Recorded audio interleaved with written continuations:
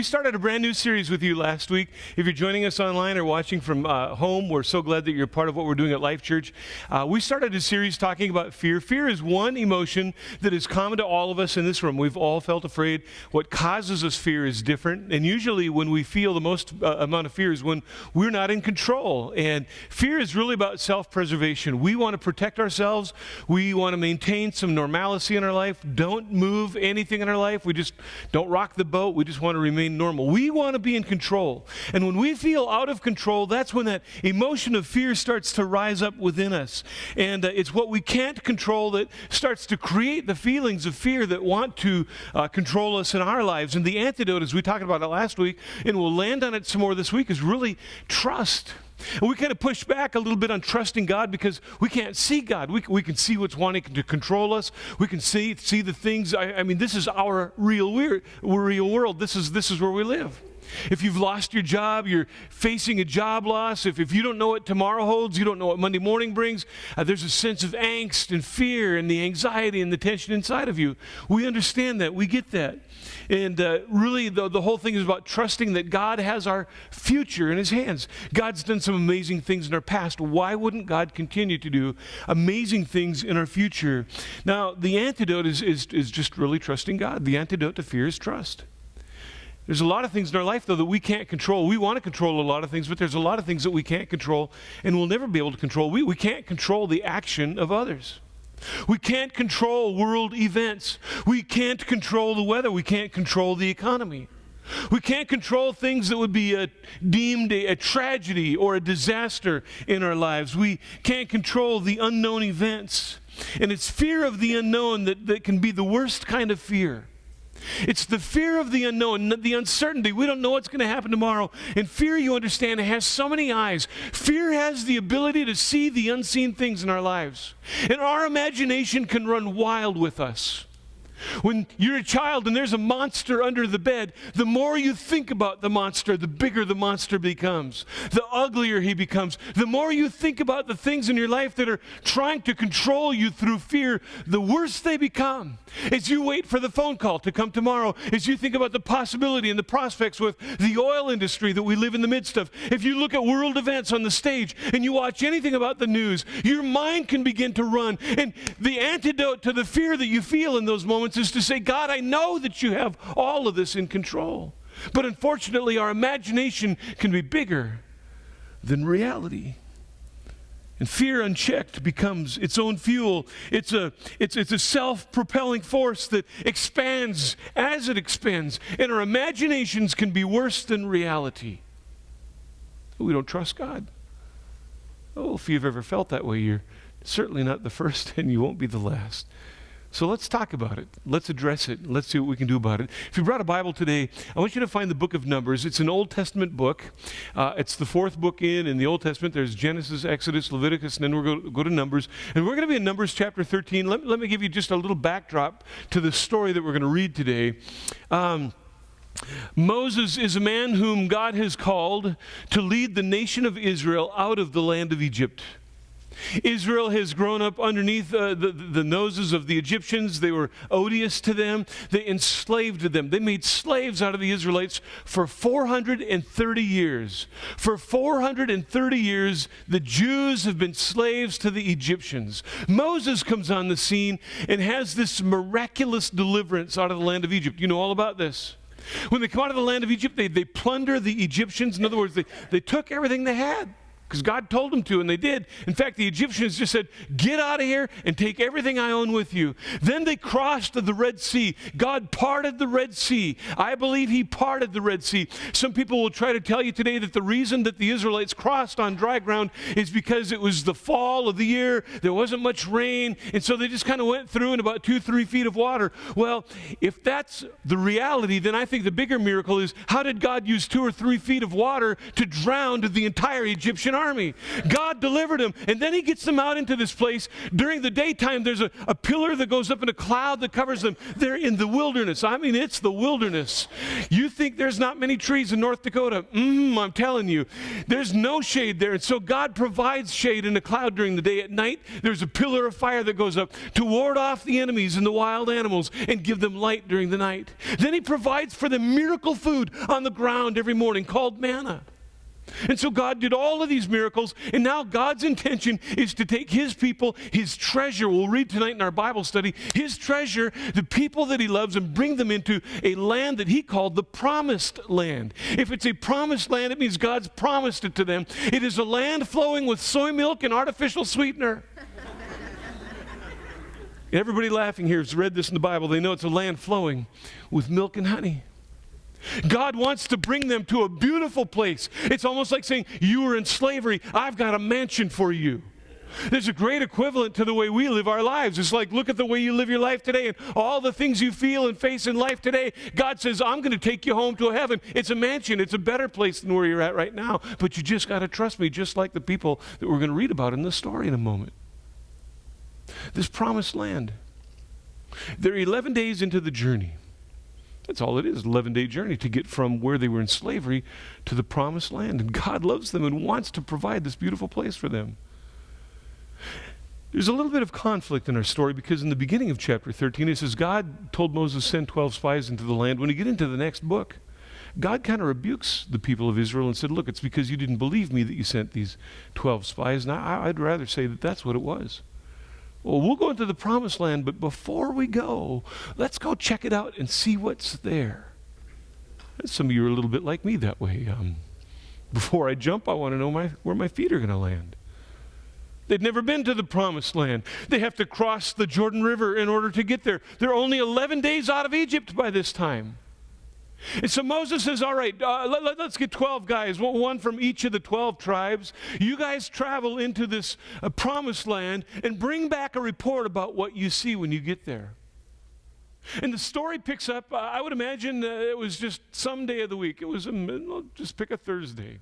I don't know what day it was. And people are going about their business in the camp. They're just camping in the wilderness.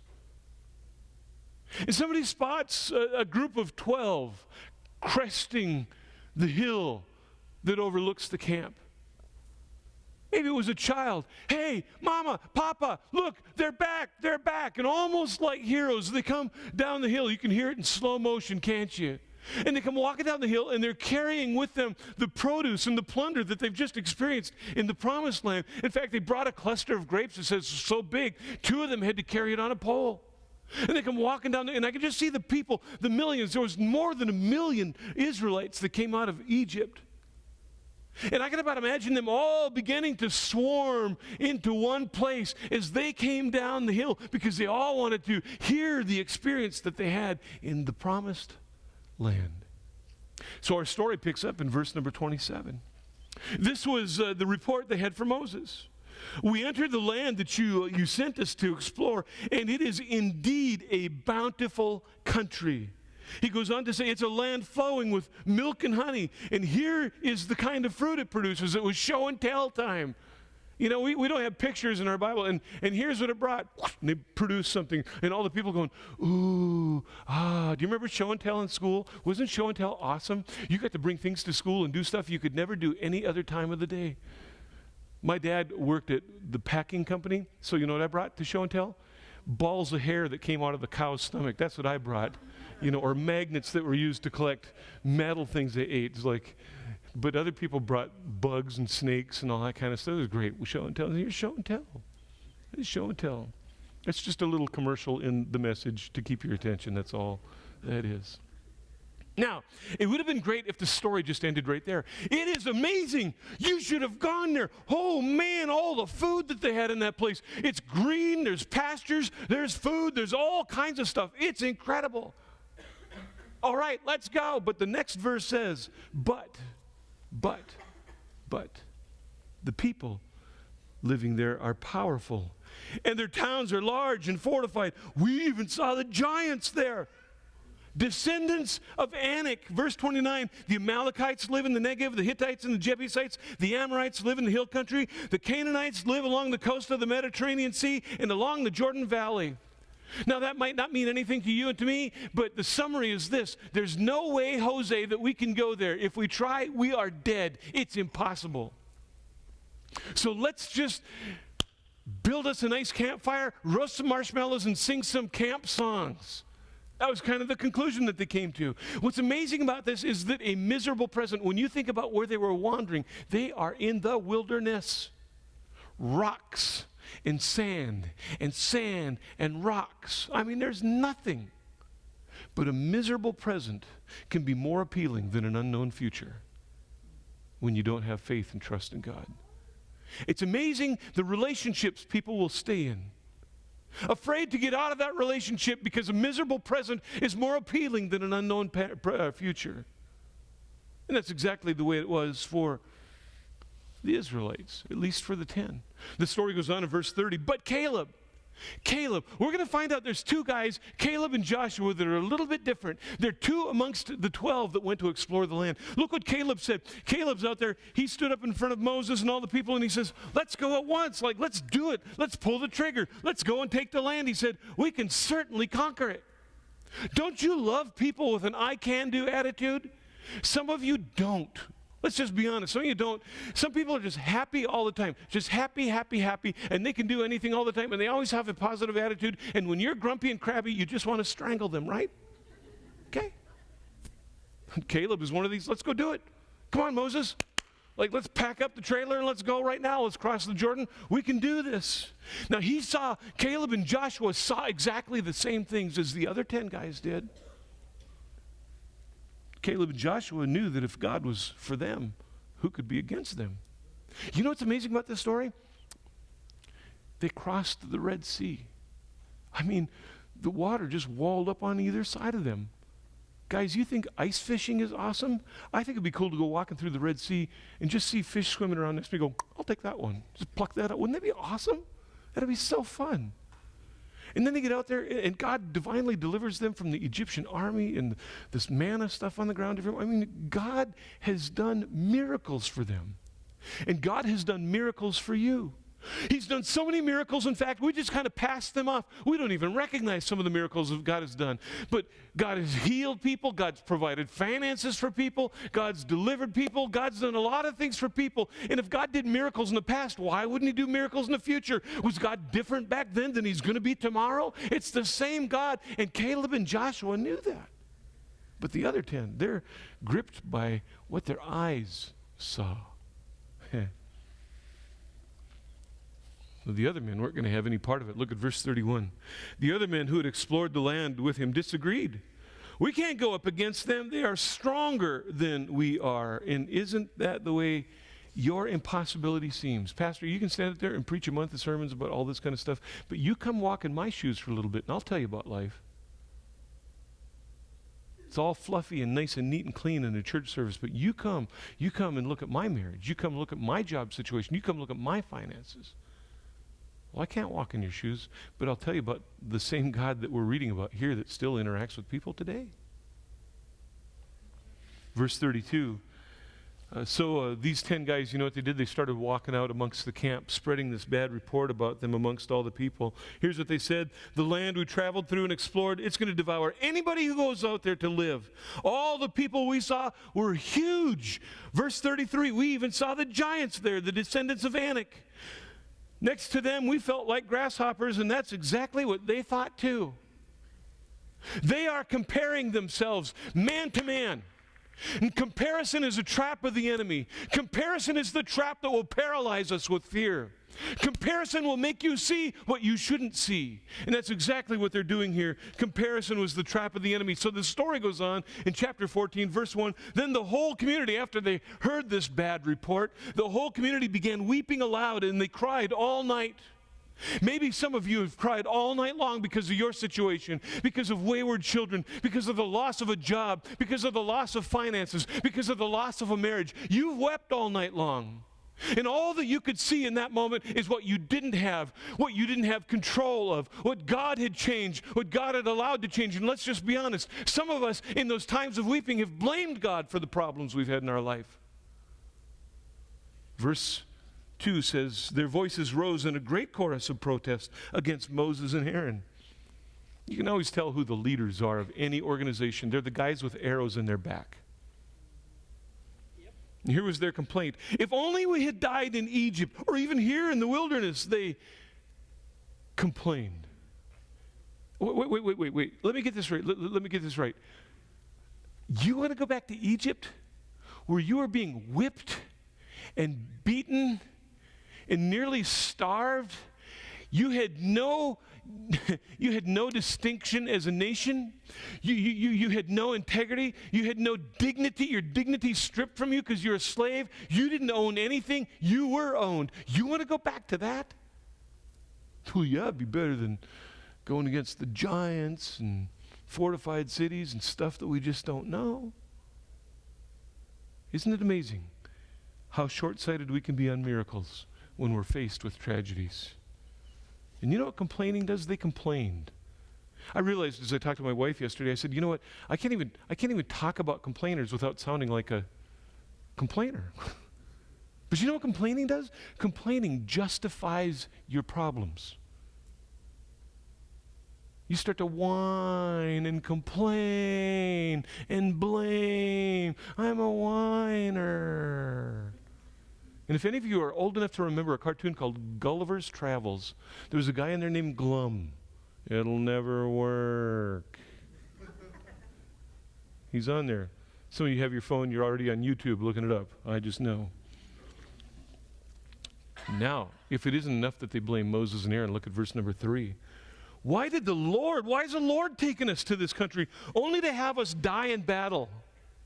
Now they're blaming God. Our wives and our little ones are going to be carried off as plunder. Wouldn't it be better for us to return to Egypt? Whoa. Stop. You want to go back to Egypt? You're rejecting God and his plan for deliverance and prosperity for your lives because you're afraid of what these guys saw? Give me a break. Slavery. They're taking slavery over the unknown. Verse number 4. Then they plotted amongst themselves, let's choose a new leader and go back to Egypt. Moses, Aaron, this is a great 11-day journey, but we're done camping. We want to go back and be slaves to Pharaoh. Thank you very much. Thank you. Good night. Let's just go back to what we knew. And really, ultimately, it was a rejection. It was a rejection of God. Verse 6 says, 2 of the men who had explored the land, Joshua, the son of Nun, and Caleb, the son of Jephunneh, they tore their clothing. You know what tearing their clothing means? They were ticked. These guys were angry. Wait. All 12 of us went. We saw the same thing. Do you realize what your negative report has done to this whole community of more than 1 million people? And they ripped and tore their clothes. They were furious because they knew the power and the influence of a negative report. I'll tell you what, when conversations begin to go negative, it's so easy to go negative. There is nothing so contagious as fear and negative behavior. And that's exactly what was going on here. And they were angry. Verse number 7, they said to all the people of Israel, the land we traveled through and explored was a wonderful land. It was Disneyland. It was great. Verse number 8, and if the Lord, now I love this, and if the Lord is pleased with us, he will bring us safely from the land and give it to us. It's a rich land flowing with milk and honey. Pleased, the word pleased is an amazing word. Do you know what pleased means? It makes God smile. Do you know what makes God smile? Faith. In fact, it says in Hebrews 11:6 that it's impossible to please God without faith. You know what? If you want to put a smile on God's face, there's 2 things you can do. Number 1, tell him what you plan to do. Number 2, take a step of faith. Amen. 2 different kinds of smiles, though. If you want to make God smile, take a step of faith. As a church, we can make God smile. As a husband leading your family, you can make God smile. As a student in school, you can make God smile. Wherever you are, you take a step of faith because all of you are being challenged today with something that demands a step of faith. And you know what faith is? It's trust. You know this if you're married. You trust your spouse. Without trust, there's no relationship. You don't make friends with people unless you can trust them. If I was going to ask you, what is a friend? One of the first things you'd say, well, it's somebody that you can trust. God wants that kind of relationship with you, that you just trust him. Not when things are great, you trust him all the time. Verse number 9, the story says, don't rebel against the Lord, and don't be afraid of the people of the land. I love the perspective of Joshua and Caleb. They're only helpless prey to us. They have no protection, but the Lord's with us. Don't be afraid of them. I love the power of perspective. Men, you understand this. Married men understand the power of perspective. You're going to go out on the town. You're going to go to an invitation somewhere. You know how it is, men. Splash a little water on your face, change your shirt, maybe put on a pair of slacks. You're ready to go.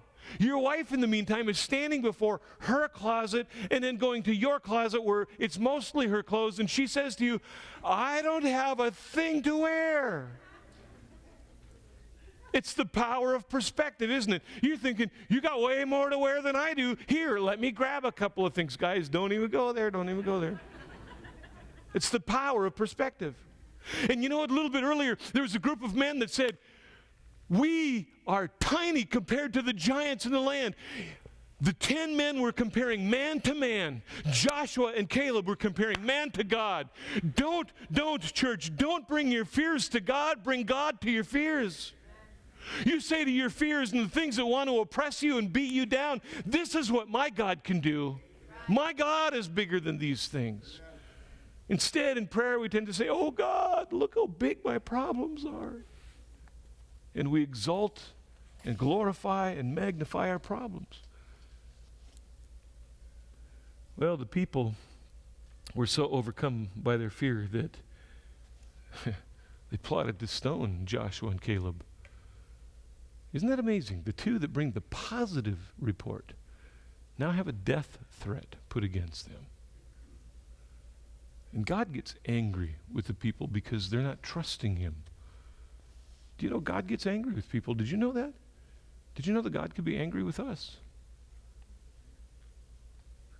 Moses gets down on his face in the ground and he pleads their case. He intercedes. He prays for the people of Israel. And God says, all right, I'll forgive them, but they're going to pay the consequences for this. And that's the loving God that we serve.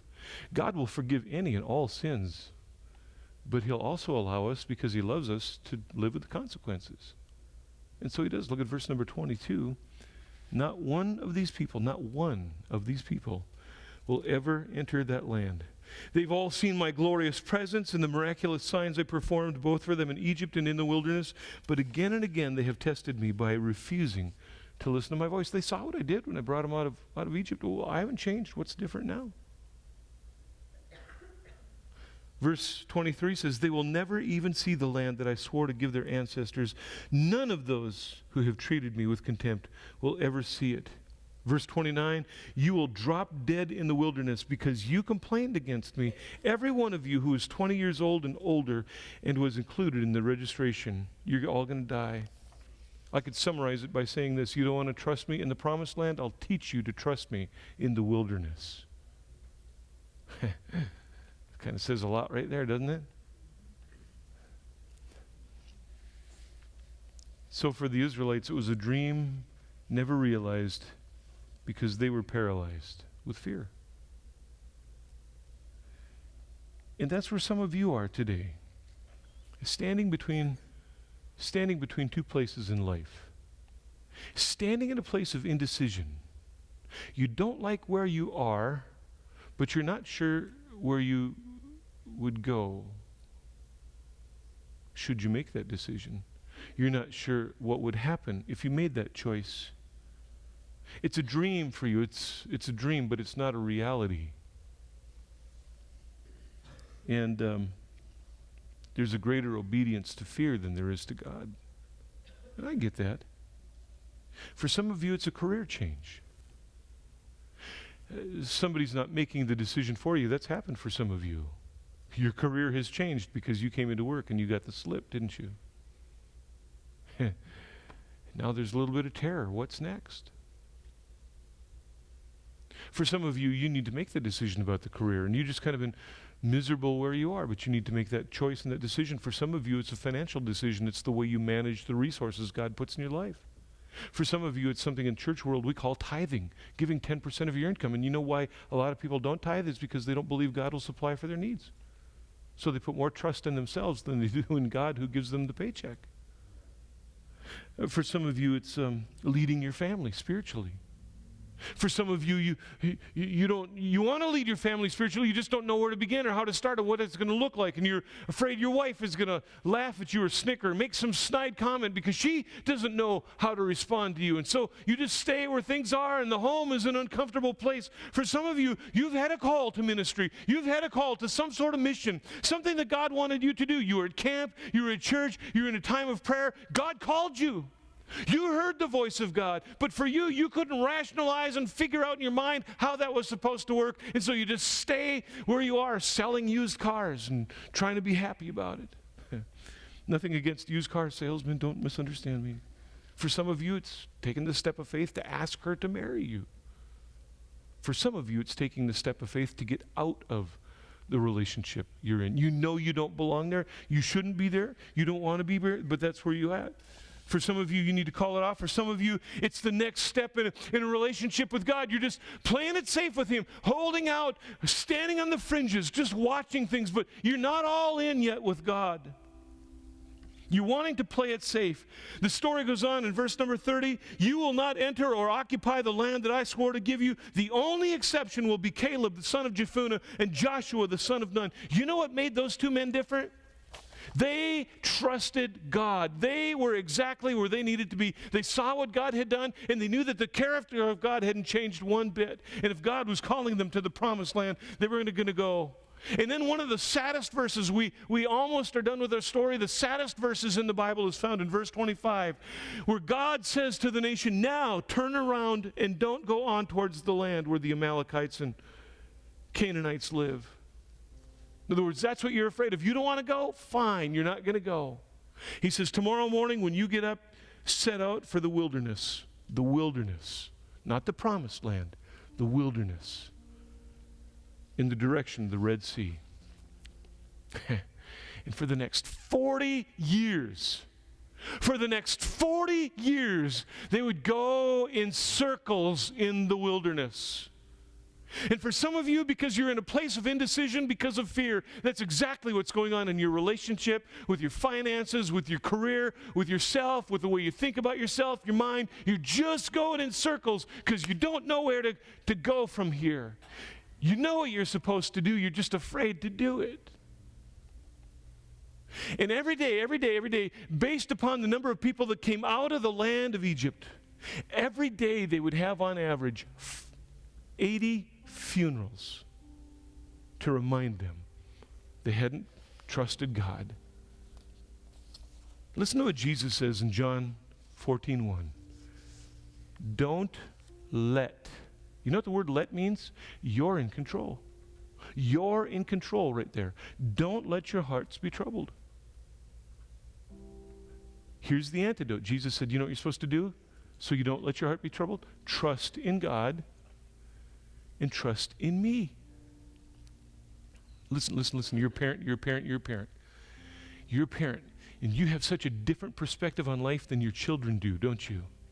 You've got life experience in your background. You've gone through the difficulties, and you kind of know how things work, and you've got to figure it out. And your child sits there weeping, and you sit next to them on the bed or on the couch. You put an arm around them, and you say, it's going to be okay. You would do anything for your kids. You provide for them. You hug them. You love them. You feed them. You clothe them. You sacrifice for them. You go to their games. You go to their events. And then when they grow up and have their children, you start repeating the whole process for your grandchildren. You're at all the birthday parties, and you're sending them the money and the gifts, and you would do anything for them because you want to see them succeed. Where do you suppose that came from?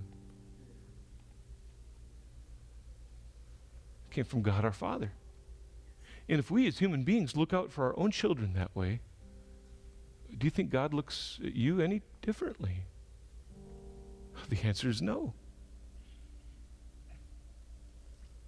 If you were a little child and you had a monster under the bed, did you have a monster under the bed or one in the closet? Maybe the monster was a brother or sister. I don't know, but here's what I know. Whatever monster you had in your life, the moment mom or dad walked in the room, you're okay. Bring Dad, your Heavenly Father, into your world. He's bigger than the monster under your bed.